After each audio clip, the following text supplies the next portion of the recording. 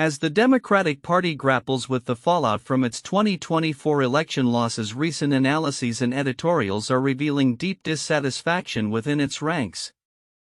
An editorial from the New York Times has ignited heated discussions, declaring that the party is in a state of denial regarding the reasons for its defeat in the presidential Senate and House races.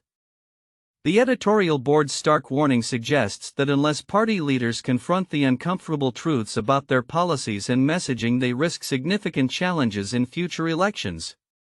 The primary critique centers on the party's failure to acknowledge the shift in voter sentiment that contributed to its comprehensive losses.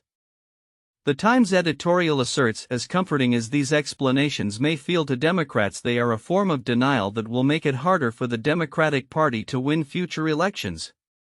This assertion comes amid troubling approval ratings, with recent polls indicating that only 27% to 29% of respondents view the Democratic Party favorably, figures not seen since the early 1990s. The editorial points out that many Democratic leaders believe the solution lies in better communication and outreach, dismissing the need for substantive policy changes. For instance, New Democratic National Committee Chair Ken Martin's insistence that the party simply needs to connect its right message with voters is seen as an oversimplification of the complex issues at play. The Times argues that this mindset only serves to reinforce the party's isolation from the electorate, especially as issues like inflation and public safety remain pivotal concerns for voters.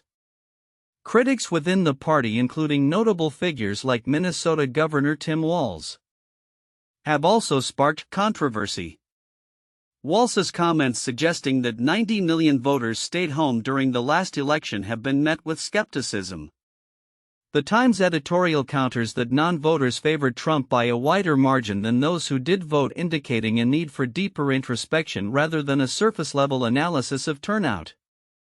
In an environment where the Democratic Party is struggling to regain its footing, recent special elections have provided a glimmer of hope.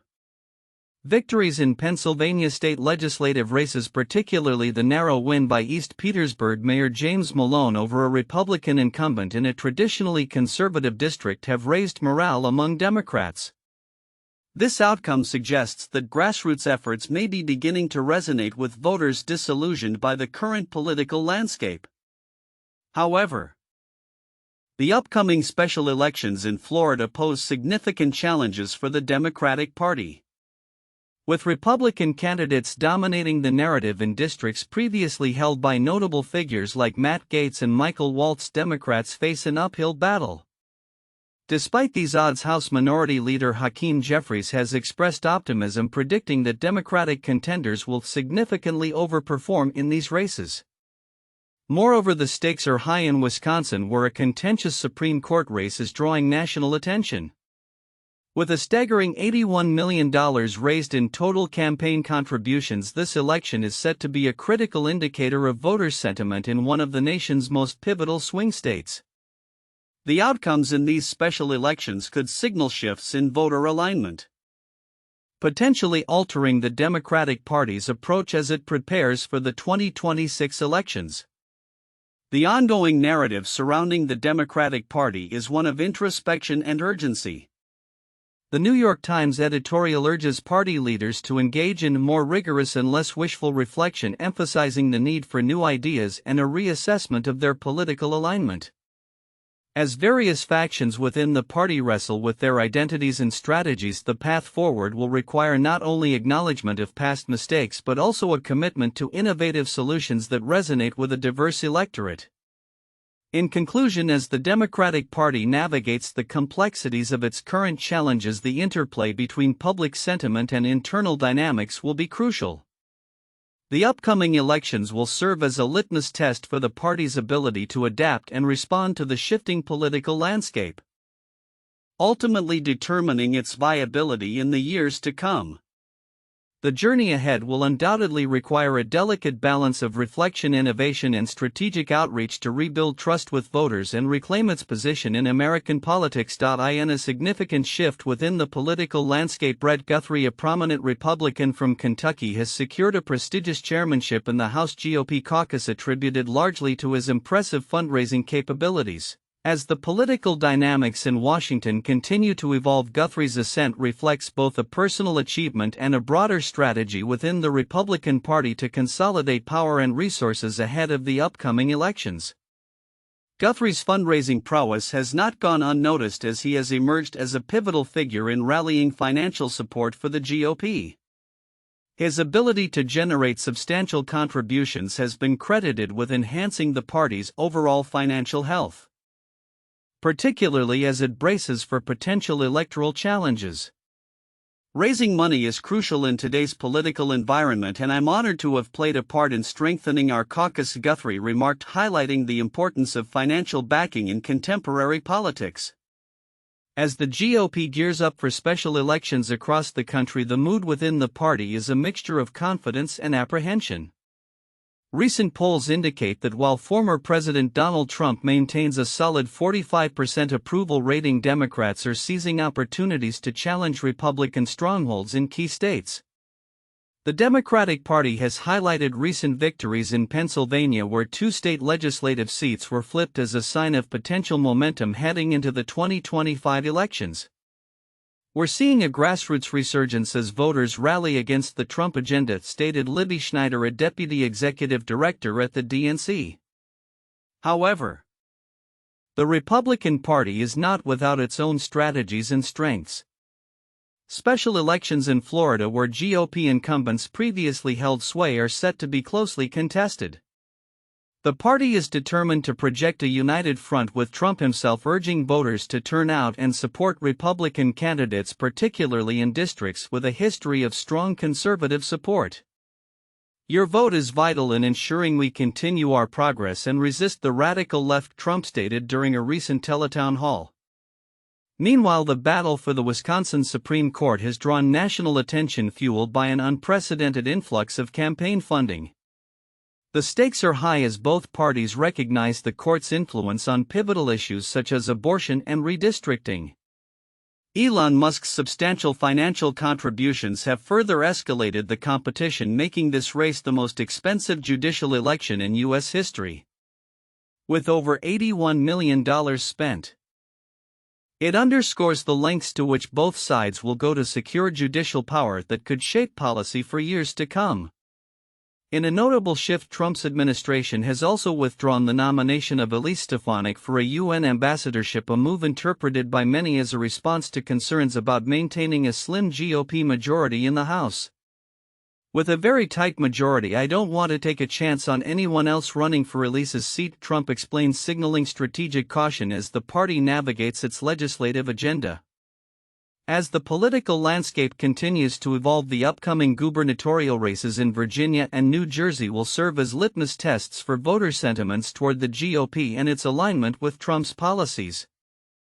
Virginia, in particular, is viewed as a critical battleground that could reflect the effectiveness of Trump's influence beyond his presidency. Amidst these political maneuvers, an alarming act of arson targeting the Republican Party headquarters in New Mexico has raised concerns over political violence. The incident, described as a deliberate act, has prompted investigations by federal authorities, highlighting the increasingly contentious atmosphere surrounding political discourse in the United States. The party's chairwoman condemned the violence while emphasizing the need for peaceful political engagement. As the 2025 elections approach, both parties are acutely aware that the stakes have never been higher. The outcomes of these special elections and gubernatorial races could redefine the political landscape, potentially reshaping alliances and strategies heading into the next presidential election cycle, with both parties mobilizing their resources and supporters. The coming months promise to be pivotal in determining the future direction of American politics. In a remarkable display of endurance and conviction, Senator Cory Booker of New Jersey has embarked on a marathon speech on the Senate floor lasting over 16 hours as of early Tuesday morning. Beginning at 7 p.m. on Monday, Booker vowed to speak for as long as I am physically able, launching into a passionate critique of President Donald Trump's administration and its policies, which he argues pose a dire threat to American democracy and the well-being of its citizens. Booker's speech reflects the growing frustration among Democrats who feel sidelined by the Trump administration, particularly after a recent spending bill passed with bipartisan support that many constituents viewed as a betrayal. "These are not normal times in our nation," Booker stated at the outset, emphasizing the urgency of his message. "The threats to the American people and American democracy are grave and urgent, and we all must do more to stand against them." Over the course of his address, Booker has tackled a variety of topics ranging from cuts to healthcare and education to immigration and social justice. He has shared poignant letters from constituents expressing their fears and concerns, illustrating the impact of Trump's policies on everyday Americans. In just 71 days, the president has inflicted harm after harm on Americans' safety, financial stability, and the foundations of our democracy, Booker asserted, calling for Congress to take decisive action. As the hours dragged on, Booker's stamina was bolstered by support from his fellow Democrats who took turns asking him questions, allowing him brief moments of respite while he maintained his position on the floor. Notable colleagues, including Senate Minority Leader Chuck Schumer, praised his tenacity. "Your strength, your fortitude, your clarity has just been nothing short of amazing," Schumer remarked, highlighting the significance of Booker's efforts in shedding light on the administration's detrimental actions. While Booker's speech is not a traditional filibuster, he is not attempting to block a specific piece of legislation. It serves the purpose of drawing attention to the administration's policies and mobilizing public awareness. The senator has strategically used his speaking time to disrupt normal Senate proceedings, effectively making a stand against what he perceives as the erosion of democratic values. His speech is approaching the ranks of notable historical Senate addresses, though it still falls short of the longest recorded filibuster by Strom Thurmond, who spoke for 24 hours and 18 minutes in 1957. Booker's current marathon demonstrates a commitment to a grassroots approach in addressing the concerns of constituents and advocating for progressive policies, setting a tone for democratic resistance in a challenging political landscape. As of now, it remains uncertain how long Booker will continue his address.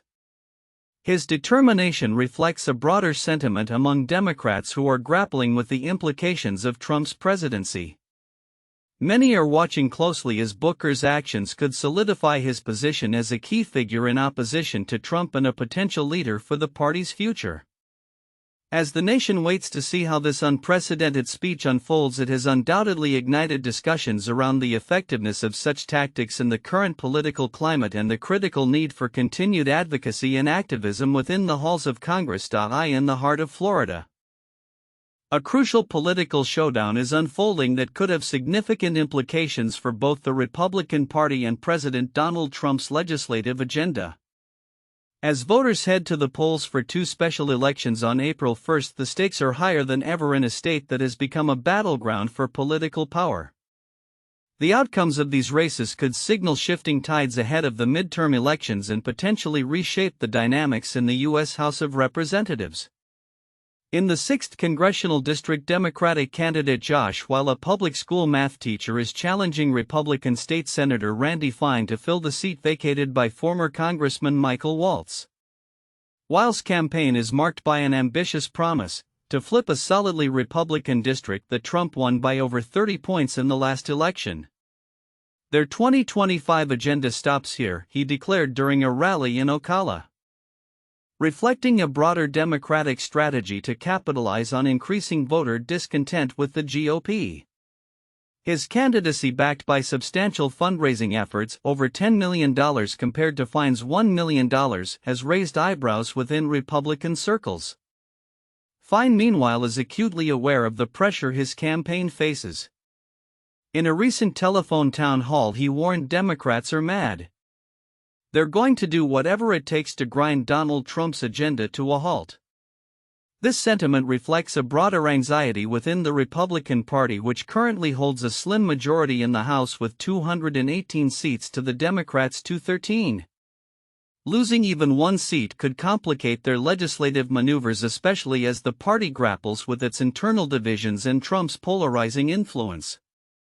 The significance of this election extends beyond mere numbers. It serves as a litmus test for Republican enthusiasm and voter turnout. Randy Ross, a conservative activist from Florida, expressed his concerns, stating, "There's no excuse for a Republican not to win this race." He emphasized the critical need for Republican voters to rally behind Fine, whose campaign has received support from high-profile figures including Trump and conservative commentator Ben Shapiro. Both have participated in events aimed at galvanizing Republican supporters, with Trump asserting Donald Trump's agenda is hanging by a thread. In contrast, Wile's momentum has been fueled by endorsements from prominent figures like Senator Bernie Sanders, enhancing his appeal among progressive voters eager for change. People want someone who will fight for them in Washington, Wile articulated, emphasizing the growing demand for representation that aligns with constituents' needs. The other special election in Florida is taking place in the Panhandle to replace Matt Gaetz, who withdrew his nomination as Attorney General amid scandals. While a Republican victory is expected there, the race in the 6th District has emerged as a focal point of uncertainty, with internal GOP polls showing a potential lead for Wile. The outcome could not only influence party morale but also reshape strategies as Republicans prepare for the midterm elections. Historically, special elections during low turnout periods often favor the party with the most engaged base. For Republicans, a strong showing is essential to stave off the narrative of Democratic resurgence, which could echo the party's remarkable comeback in the 2018 midterms following Trump's 2016 election. As both parties position themselves for the future, the results from Florida's special elections will likely resonate beyond state lines, offering critical insights into the political landscape as it evolves. As voters cast their ballots, the nation watches closely. The implications of this election stretch far beyond Florida's borders, potentially setting the tone for the Republican Party's ability to maintain its grip on power amid rising challenges from the Democratic base. In a climate of heightened political engagement, the outcomes could serve as a precursor to what lies ahead in the upcoming elections, revealing whether the GOP can rally its supporters or if Democrats are poised to capitalize on growing discontent. On April 2, 2025, the Supreme Court of the United States will hear oral arguments in the pivotal case of Medina versus Planned Parenthood South Atlantic, which addresses a critical question regarding the rights of Medicaid beneficiaries. Specifically, the court will determine whether these individuals can pursue legal action in federal court to enforce Medicaid's free choice of provider provision. This provision is designed to ensure that Medicaid recipients can seek care from any qualified provider willing to participate in the program. A principle that holds significant implications for access to reproductive health services, particularly in states like South Carolina, where political dynamics have increasingly influenced healthcare access. At the heart of the case is a broader context of anti-abortion policies aimed at excluding Planned Parenthood clinics from Medicaid programs. The case originated from a 2018 executive order issued by South Carolina Governor Henry McMaster, which barred any clinic providing abortion services from participating in the state's Medicaid program. This order was grounded in the assertion that state funds could indirectly subsidize abortion care despite Medicaid regulations that only allow the program to cover non-abortion family planning services. The implications of this order were profound, as Planned Parenthood not only provides abortion services but also offers a range of essential healthcare services to Medicaid enrollees, including contraceptive care and STI screenings. The Supreme Court's decision will focus primarily on whether Medicaid beneficiaries possess the right to bring civil action to enforce their right to choose their provider.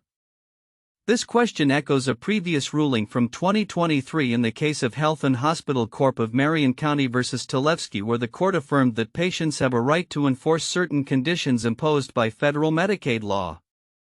However, Medina centers on a distinct provision of the Medicaid Act regarding the free choice of provider, and the outcome could set a significant precedent for how states manage Medicaid providers. Historically, states have operated Medicaid programs under federal guidelines, with the free choice of provider provision ensuring that individuals eligible for medical assistance have access to services from any qualified provider. This provision is critical, especially as many states require beneficiaries to enroll in managed care plans that limit their choices. Federal law stipulates that beneficiaries can seek family planning services from any Medicaid provider regardless of their network affiliation. However, the definition of qualified providers remains somewhat nebulous, allowing states significant leeway in determining which providers can participate in Medicaid. Legal precedent offers mixed signals regarding the enforcement of Medicaid rights through private litigation. While Section 1983 has traditionally enabled individuals to enforce rights granted under federal programs like Medicaid, the Supreme Court has narrowed this authority in recent years. The current legal framework involves a three-pronged test to determine whether a federal law establishes an enforceable right, which includes assessing if the plaintiff is an intended beneficiary of the statute, whether their interests are specific enough to be enforced, and if the statute imposes a binding obligation on the state. The stakes in Medina extend beyond the immediate question of legal standing. Should the court rule that Medicaid beneficiaries do not have the right to sue, it could embolden more states to exclude providers like Planned Parenthood based on political motives rather than clinical qualifications. This potential shift could significantly restrict access to reproductive health care for low-income individuals who rely heavily on Medicaid for family planning services. The Medicaid program currently serves 1 in 5 women of reproductive age, underscoring its vital role in providing essential health services. The implications of the court's ruling are likely to reverberate across multiple states, particularly those with similar political climates seeking to exclude Planned Parenthood from Medicaid networks. Already, states like Texas, Arkansas, and Missouri have attempted to block Planned Parenthood's participation in their Medicaid programs, with varying degrees of success in the courts. If the Supreme Court permits states to impose such exclusions, it could set a dangerous precedent, allowing political agendas to dictate healthcare access. As the case unfolds, the federal Solicitor General has been granted permission to participate in oral arguments, siding with South Carolina in its efforts to uphold the exclusion of Planned Parenthood. A ruling is expected by the end of the Supreme Court's term in June 2025, and its outcome will undoubtedly shape the future of Medicaid beneficiaries' rights and access to reproductive health services across the nation. The decision will not only reflect the court's stance on Medicaid provisions but may also serve as a bellwether for the ongoing national discourse surrounding reproductive rights and healthcare access in America.